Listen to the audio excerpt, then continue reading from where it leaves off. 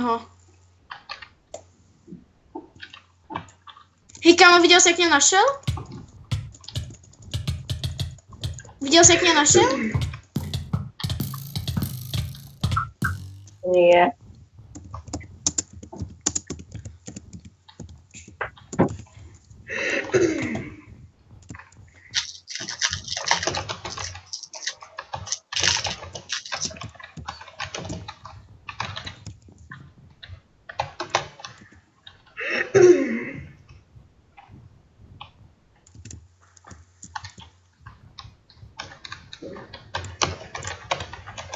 Kámo, on nemá meč? Joj, neříkaj, že to je iba srap s lukem.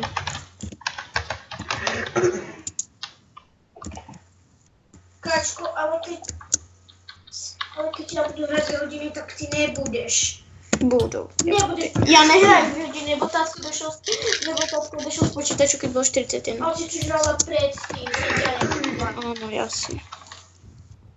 Áno, už som ťa No Maťo, napísal s tomu oného? Áno. Co chceš?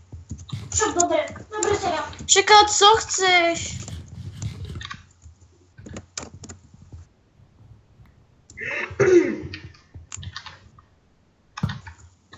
No vidíš.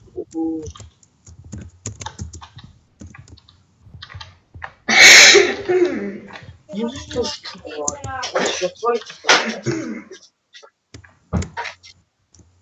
Tak já potom budu. Nebudeš. Nebo já nehraju 2 hodiny. Hej, kámo, ale...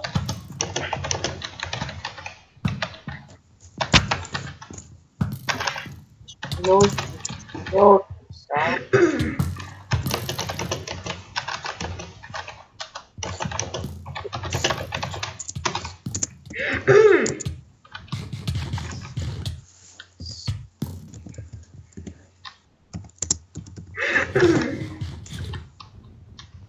Hej, Kači, já to natáčím, neboj se.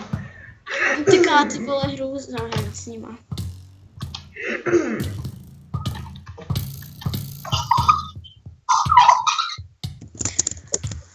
No co ten Štěvo? Koukal si tu moju zprávu a ještě neodpísal. A jak víš, že jsi ji koukal?